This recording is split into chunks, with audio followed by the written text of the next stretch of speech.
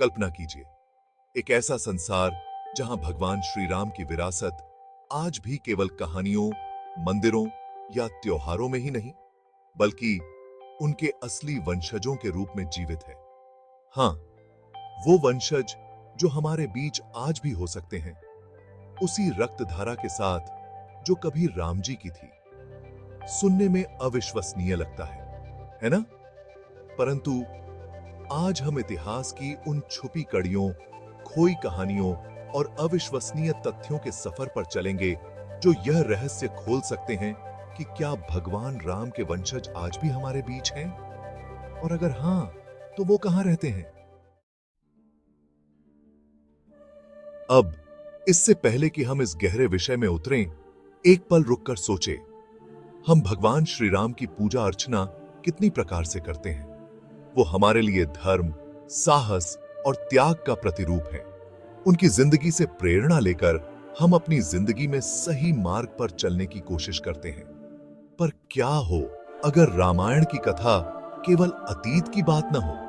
क्या हो अगर उनके वंशज आज भी हमारे बीच इसी संसार में जीवित हों, उस महान विरासत को आगे बढ़ा रहे हों जिसने कभी भारत को दिशा दी थी?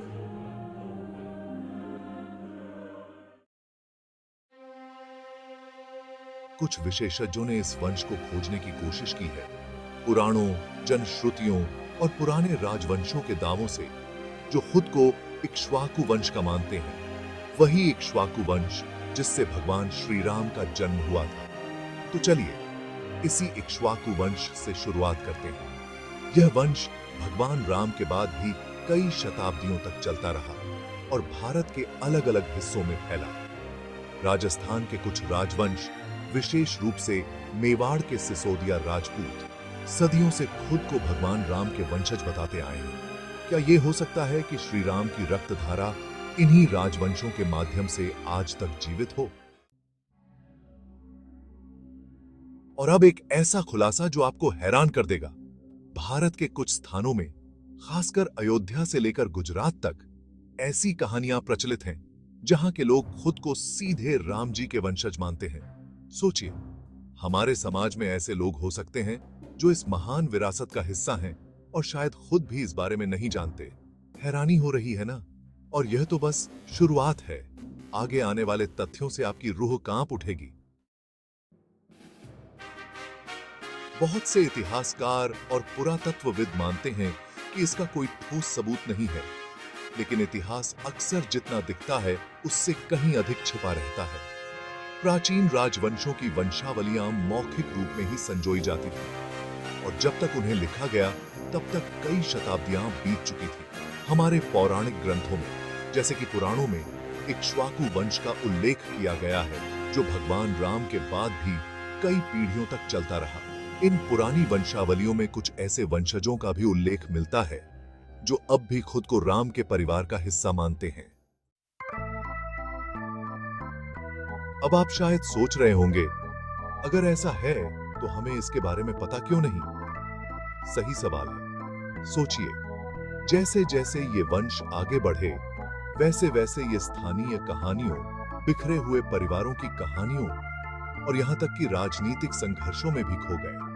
उस समय राम के वंशज होना केवल गर्व की बात नहीं, बल्कि दिव्य अधिकार का दावा भी था और हर कोई ऐसा दावा नहीं कर सकता था। यहां तक कि आज भी भारत के कुछ सुदूर गांवों में ऐसी पारिवारिक परंपराएं या नाम हैं जो यह विश्वास दिलाते हैं कि वे भगवान राम के वंश से हैं। जो यह को है। अब यहां एक और मोड़ आता है। भारत में कुछ ऐसे परिवार हैं जिनके रीति रिवाज, परंपराएं और यहां तक कि उनके नाम भी इक्ष्वाकु वंश से जुड़े हुए प्रतीत होते हैं। यह प्राचीन पहेली के छुपे हुए हिस्सों को ढूंढने जैसा है। कल्पना कीजिए, एक शांत सा गांव जहां कोई पारिवारिक धरोहर या रिवाज आज भी भगवान राम की कथा को जीवित रखता है। क्या इस बात में सच्चाई है? बस यही सवाल है।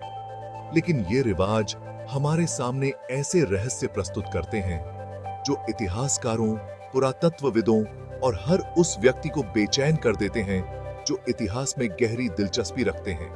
क्या राम जी के वंशज आज भी हमारे बीच हैं? तो ये हमें कहां ले जाता है? क्या हम एक खोई हुई विरासत को फिर से खोजने के कगार पर हैं? सदियों से राम का वंश दिव्य उत्तराधिकार और ऐतिहासिक रहस्य का प्रतीक रहा है, और राजस्थान में राजघरानों के दावे और देश भर में फैली कहानियां भले ही ठोस सबूत न हो, फिर भी वे एक रास्ता दिखाती हैं। एक ऐसा रास्ता जो सवालों से भरा है, लेकिन एक संभावित उत्तर की उम्मीद भी देता है।